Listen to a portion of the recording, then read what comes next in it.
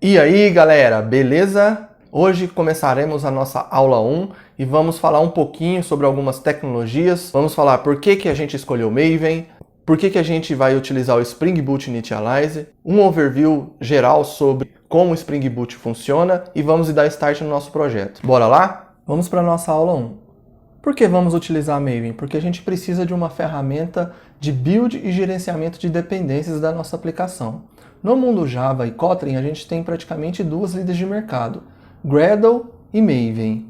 As duas têm o mesmo propósito, porém, o Maven é mais simples porque ele é baseado em linguagem de marcação, o Gradle é baseado em linguagem de programação. Então é muito mais simples a gente entender um XML, que é a linguagem de marcação, do que a gente ter que aprender uma linguagem de programação nova para poder entender o gerenciamento de dependências. Então, como vamos utilizar o Maven, a gente precisa entender como é o funcionamento do arquivo principal do Maven, que é o pom.xml. Ele é dividido basicamente em três partes. A primeira parte são as propriedades iniciais, a segunda são as declarações das dependências, são as bibliotecas que o nosso projeto vai utilizar, e a terceira parte que é o build, que são os passos de geração do executável da nossa aplicação. Para iniciar, a gente precisa entender os atributos iniciais na declaração de uma estrutura do Maven, que são esses aqui, Group ID, Artifact ID, Version, Name e Description. Group ID significa a organização que o seu projeto está vinculado. Geralmente,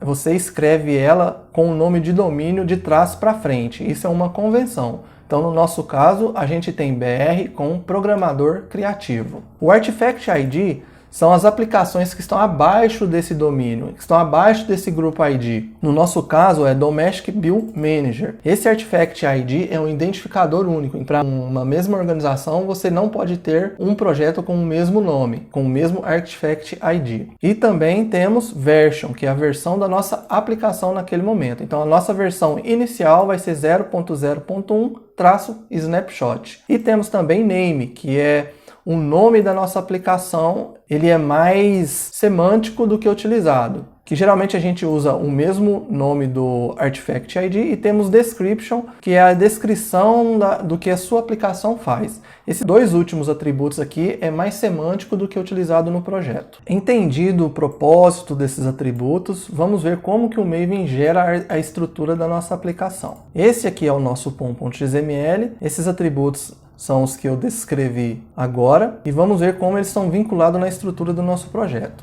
Por que estrutura? Porque além de gerar o build e gerenciar as dependências da nossa aplicação, o Maven também gera a estrutura do projeto. Essa estrutura do projeto é chamada Maven Archetypes. Existem várias estruturas que a gente pode trabalhar com o Maven. No nosso caso, essa estrutura está aqui nessa imagem do lado direito, onde ela tem o nome do projeto, ela tem o SRC, que é o código-fonte do nosso projeto, tem o main e o teste. O main é onde está o código que vai para dentro do executável. O teste é onde estão os testes da nossa aplicação. Por convenção, Group ID ele deve ter o mesmo nome do pacote da aplicação. Não é um requisito obrigatório, mas é uma convenção. E quando se tem uma convenção, é o que a maioria do mercado utiliza. E além disso, a gente tem o Artifact ID, que é o nome do projeto, e também o nome do nosso executável gerado. Veja, Domestic Build Manager. E além disso, a versão ela é concatenada no nosso Artifact ID. Entendido a estrutura básica do Maven, caso você queira se aprofundar, você pode acessar a documentação do Maven aqui, maven.apache.org/index, e lá você pode tirar todas as suas dúvidas. Então, entendido toda essa estrutura, a gente pode ir para o projeto Spring Initializer, que é um aplicativo web da Spring que a gente dá start na estrutura do nosso projeto. Então, o nosso projeto vai ser baseado em Maven, Kotlin. Vamos utilizar a versão 2.4.4 do Spring. O nosso Group ID, que é aquele da estrutura do Maven, que eu expliquei para vocês. A gente vai usar br.com.programador criativo. O nosso artefato, Domestic Build Manager. O name é o mesmo.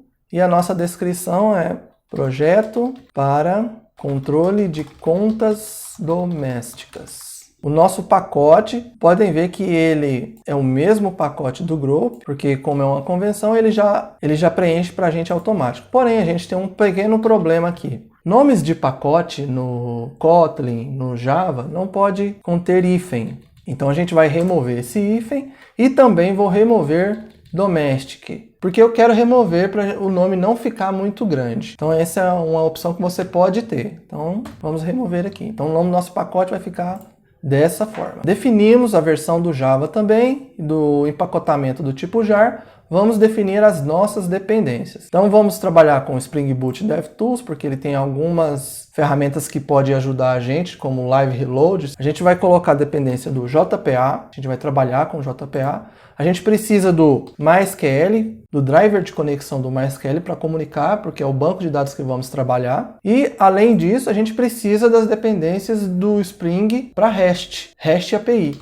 Então você digita REST, que é o Spring Web. Acho que são essas dependências que a gente vai utilizar inicialmente. E aqui a gente pode ver toda a estrutura gerada com essas configurações que a gente fez. Então esse .mvn aqui, ele já traz o Maven embarcado, caso você não tenha instalado na sua máquina. Você pode utilizar o Maven embarcado do projeto. Ele tem a estrutura que a gente criou dentro de Source, ó, BR com programador criativo, Build Manager. Ele já traz a aplicação inicial que vai dar start do Spring Boot, traz o arquivo de configuração padronizado, a pasta de testes e assim por diante. Depois que você deu uma verificada, clica em download, você vai fazer o download dele, salvar na sua aplicação. Eu não vou salvar porque eu já o salvei antes. E aqui na nossa IDE, no caso estou trabalhando com IntelliJ, você vai escolher a de sua preferência, você vai clicar em File, Open, vai escolher o arquivo que você baixou, no caso você tem que descompactar,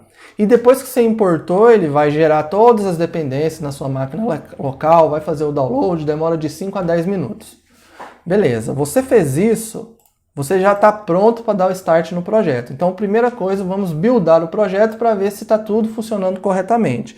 Deve funcionar corretamente, sem nenhum problema. Então você vai utilizar .mvn vnw clean install com 2 L's.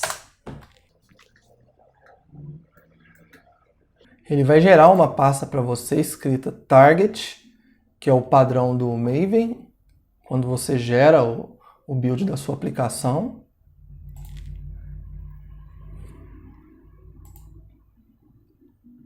Beleza, build com sucesso, vamos dar uma olhadinha aqui, dar um refresh. Beleza, gerou o nosso artefato com a versão, nome do artefato ID, que a gente descreveu, tudo certinho, beleza, tudo funcionando.